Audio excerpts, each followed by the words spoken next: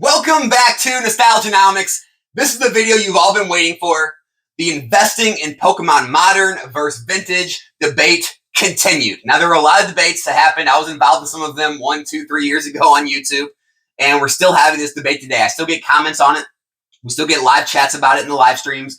Tons of discussion in the Discord. I get people reaching out to me with private messages wanting to talk about it and debate me on it. And so I thought I would just make an all-encompassing video giving you the full outlook of it, and we can talk about the pros and the cons of each. We can talk about the facts of each, the undeniable facts, and then yes, we can talk about my opinion of each and why I strictly focus where I do and why I promote that on my channel, and really why my channel was founded on those principles. And so there's going to be a lot of you that hate what I have to say. There's going to be some of you that love what I have to say, right? You can let me know in the comments if you agree, if you disagree, all that good stuff.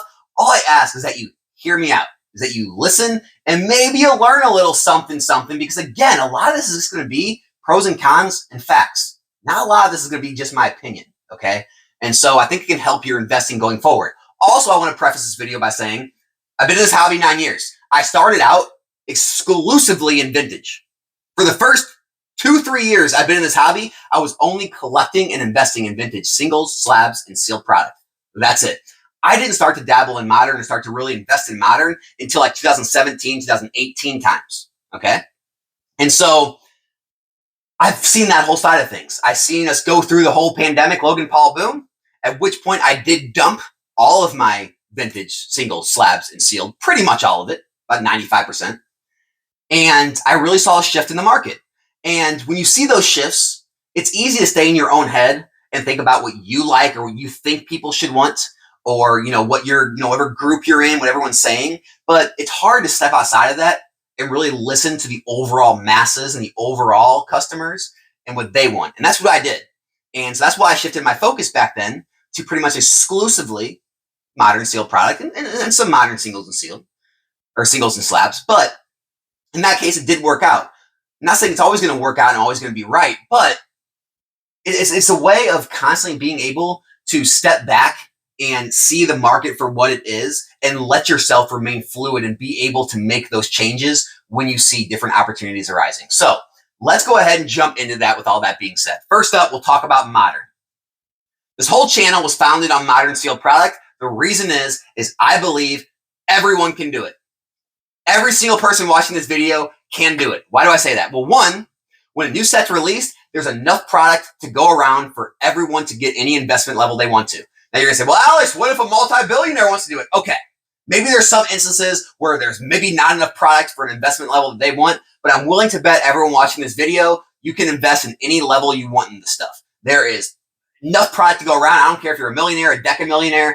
It's very hard to get a large enough position for Pokemon to run out of product, right?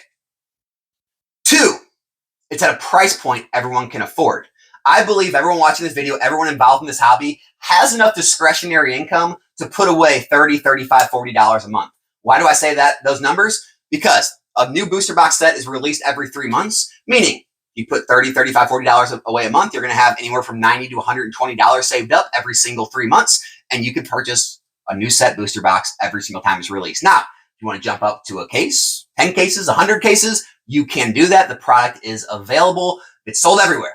eBay, TCG Player, Amazon, Walmart.com, Target.com, tons of independent LGS websites, independent LGSs in person. It's everywhere, and you can find enough, as much as you want to get, pretty much. And so I like the scalability aspect of it, where you can't, a lot of times, especially when you talk about going back to like XY, black and white, and further back, you can't go out and buy, 10, 20, 100 of the same card or the same slab and the same grade. It's just, there's not out there, right? There's not enough supply, and there's not enough sellers, and everyone can't do it. Everyone can't even afford the price ranges a lot of them are at, where everyone, I believe, can do this. The last thing is we're going to get really into financials here, guys, so stick with me. If you don't know what market cap is, it is the way of finding the true value, let's say, of a company on Wall Street. You take the total outstanding shares multiplied by the stock price, you multiply those together, that gives you the overall value of what that company's valued at. Same thing with Pokemon, okay? So stick with me. With booster boxes, with sealed product in general, there is a supply number and there is the market price. We do not know the supply number. We never will. There's no population on sealed boxes. That's not important. That number can be any fictitious number you want to put on it, okay? It's not important. What's important is, okay, for the market cap of an item to rise, right? Normally, you would need the price of the item to rise if the quantity stayed the same, if the amount of the supply stayed the same. However, with sealed boxes, you actually need no more demand ever to enter that product, theoretically. All you need is to wait as that supply dwindles down.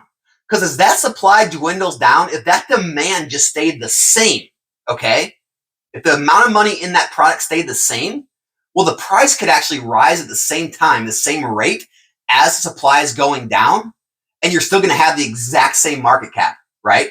The less supply multiplied by the higher price still equals the same exact market price or market cap as it did when you had the supply and the amount per box here. So you see what I'm saying? That's why there's so much less friction for a price of a sealed box to move than it is for a price of a slab or a single. Because here's the thing. How these boxes are being ripped in masses every single day on the TikToks, the whatnots, the eBay lives, the YouTube, Twitch, local card shops, whatever. There's less and less of it getting destroyed every single day. Well, guess what? Every time that happens, there's more and more singles every single day. And then the graders get their hands on them and they grade them. There's more and more slabs every single day. What that means is when it comes to market cap of a single or a slab, right? The supply is always going up, always more. Meaning for that price to just stay the same, you need mass amounts of money continue to pour into that card just to maintain the price. If the demand and the amount of money in that card, the market cap stayed the same, well, if the supply is rising, that would mean the price would have to fall to continue to keep the same market cap. That's why it's so much harder for a single or a slab to move up in price than it is for a sealed booster box. Is because as the supply goes down, the demand can actually drop a little bit as well, just not at the same rate. The demand can stay the same, and the price can still continue to move up, up, up, and up. And as the supply really dwindles, well, people will say, well, the demand won't be there. You need so much little demand to continue to move that price because you have so much little supply every single day. Those are all the reasons I'm so pro modern sealed product, because everyone can do it. It's a price point, everyone can do it. Okay. It's scalable as much as you want to buy. It's out there, and there's less and less of it every single day. And it can continue to move up in value because it's continuing to lose supply every single day. So the market cap can rise without the market cap can stay the same while the price rises. Those are all facts, guys. They're not my opinions. My opinion is it's a good option, right? Oh, sorry, I forgot one last thing. There's a built-in unofficial risk, right? Now you could say, a lot of people want to talk about what happened in like early 2000s or some dead areas of Pokemon. Ever since modern times, when I got back in, ever since the mainstream popularity returned to Pokemon, ever since the social media age, when everyone's talking about Pokemon nonstop on every single platform, right? Ever since now, we've never once seen a box drop under the 70s and 80s. None. People will say, Alex, there was this one instance. Look, I'm not talking about TikTok deals, eBay coupons, TikTok or TCG Player coupons, some independent LGS blowing things out. Open market, full price, eBay TCG Player. We've never once seen boxes drop under the 70s and 80s. Primal Clash and Roaring Skies did not full market price. Chilling Reign, Battle Styles, Fusion Strike did not full market price. Even right now, Scarlet Violet base, any of the Scarlet Violet era stuff has not dropped under those price points full market price. Meaning, you have that built-in risk of that $70-ish a box. So when you move in these items, you have a very small risk, but unlimited upside potential. And what I mean by that is you can look back at 100% of the booster boxes, all the way back to base set. Every single booster box in Pokemon's history has moved up in price and is more than MSRP. Now, it might take a year, 2 years, 3 years or more. They all rise in value over time and always have. So for you to say that's not going to happen is you're betting against 25 plus years of booster box appreciation. That's all I'm saying. So those are all the reasons. Those are all the pros of modern sealed. Now, the cons of modern sealed. People will say it's too plentiful, right? It's too plentiful. Too many people can do it. Too many people are doing it. And for that reason, there's going to be too much supply and not enough demand in the future. Okay. Again, that's speculation. There's no facts there. It's just speculation. People will say that there's too many sets to care about. So people won't be able to care about and spend their money on all the different sets because there's too many of them. Again, it's speculation. There's no proof there. And then let's see. I'm trying to think of other. People try to compare it to like other collectibles, like 90 sports cards or other things that collapsed because they were too plentiful. But again, the only real criticism you can see of modern sealed investing is really just speculation on the future. There's no real criticism of the here and now or the past. And so that's all. Again, I'm just trying to show the facts, guys. I'm not giving my own bias. I'm just letting you know that there's no hardcore facts that prove that modern sealed product is a bad investment. It's just speculation on the future that it might be. Okay. Slabs and sealed, or slabs and singles of modern sealed. I talked about the market cap on those, but some of the pros of it, right, is there are usually higher spikes, right? When sets or cards in the set come into favor, they do usually see higher upticks than the actual box itself when it comes to percentage gain. See the Latios tag team card and team up, it's all a much higher percentage spike than the actual box did. But that comes with a negative, right?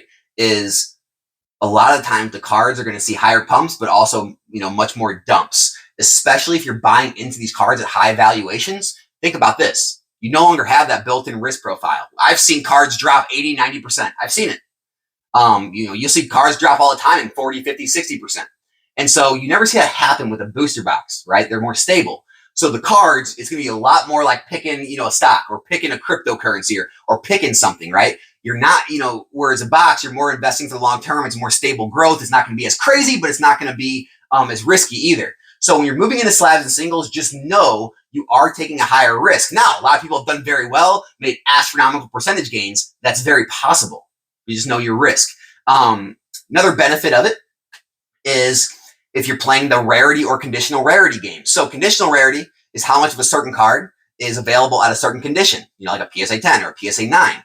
And so, if you're really trying to capture the money of the high-end collectors, and you can go after the really low population cards, and a lot of time what you're betting there on is that there's going to be, maybe not as much demand as something else, but enough demand from the high-end collectors, right, that can actually afford some of those cards. More demand than the actual population, and that way the price will rise. Same thing with overall rarity, right? You're betting that there's only this many ever printed, or there's only this many in existence, and there's gonna be enough hardcore collectors that want to grab that item, that even though it's already at a high valuation, it's going to continue to move up because it's just so rare, and there's enough big baller, shot caller whales out there that actually want that card. Now, downside of that, a lot of those higher end slabs and things, you are competing against only people who can't afford them. Like I said, anyone can afford all these modern boxes, but only select people can afford high-end slabs, okay? And even when it gets to low-end slabs, right? It just, the buyer pool, you have to think about that of, the price points and the supply and demand of the item. So that kind of gives you the slabs and single side. Now, vintage, right? Vintage sealed. The reason I'm so pro modern sealed, not vintage sealed, is because it's already had its massive price movements. They're already at such high valuations that it's just so dangerous to move into something like that because your risk is so high. I mean, even though, a base set box may have went from $2,000 to 30 grand, now it's back to 15 grand. There's nothing saying that it can't go to 10. There's nothing saying that it can't go to 5. And so your risk is just so high in those items, even though it still has upside potential, right? I'm not saying that box can't go back to 30 and up to 50. But what I'm saying is, I don't like taking that kind of risk. Now, you may, again, same rules for sealed product applies. There's still more base set boxes open every single day, right? You can see it every day. So there's still less supply, right? There's at least the same amount of demand, it seems like. Maybe it's increasing, maybe it's decreasing, but it seems like there's enough demand because every time those boxes are open, the packs sell. The packs sell every single day on the market. And so, again, it can continue to rise just like other sealed product. It's just I don't like the amount of risk you're taking on buying in at such high valuations. And then it comes to the vintage, just all vintage and company singles and slabs. The good thing about it is they're not making more. A lot of it's been flushed out, right? Except the stuff that's coming out of packs, there's very little mint copies of those cards out there. And we see very little PSA 10s of a lot of those vintage cards get graded because PSA is very hard on grading those. Now that's an opinion, but a lot of people agree on it. PSA seems to be very, very difficult to grade vintage 10s these days. For that reason, you're having a very slow uptick on supply, okay? Even if the demand does not exponentially rise, all you're hoping is that enough of those cards and slabs find their way into permanent collectors' hands and aren't on the market, and that enough high-end collectors or enough people that want that stuff actually want it to continue to rise the price up and create enough demand for price appreciation. Now, the cons to that is the reason I don't, this is the opinion now, is the demand is all staying with modern.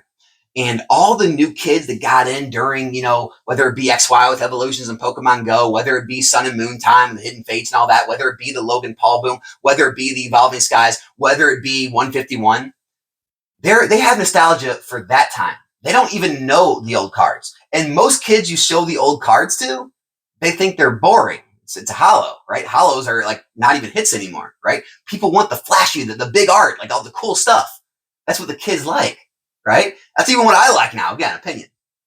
And so I think the amount of people that actually want to go back and collect all those things is going to be so small. But again, what you're betting on if you're investing in that stuff is even though it's so small, maybe it's still enough to continue to appreciate the prices because there's so little of it.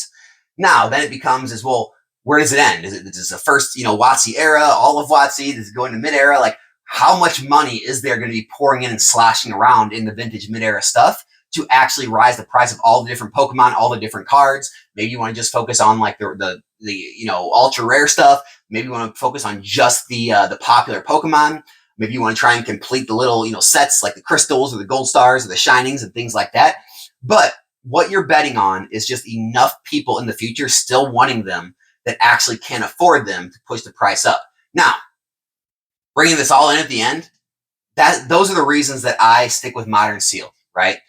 One, it's a lot easier to come by. I don't want to spend my time going through thousands of auctions, right, on eBay and PWCC and Heritage and trying to find out the price points and where they're all selling and hearing about private sales here and there. It's just, there's so much more work, right, that goes into trying to follow all these vintage sales and vintage markets and making these deals and finding these auctions and trying to bid on all these different things.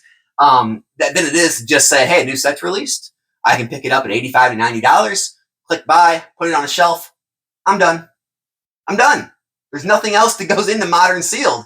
Whereas, with the trying to go the slab and the single side, you're dealing with all that, shopping around. You're dealing with the hardcore collectors who are really, they're always asking for more pictures when you're wanting to sell it. They're trying to decide if it's a strong 9 or a weak 9 or a strong 10 or a weak 10 and all this other crazy stuff that people are worried about. Whereas with sealed boxes, it's like, hey, sealed case, what do you want? It's an authentic sealed case. It's in good shape. I'll ship it to you double boxed. Everyone's happy, right? So it's a much cleaner, easier, faster transaction when you sell modern sealed product or any sealed product than when it comes to trying to sell these cards and you get into these hardcore collectors and all these little ins and outs of what they want. And so, again, maybe that's your thing. Maybe you enjoy that side of thing. That's great.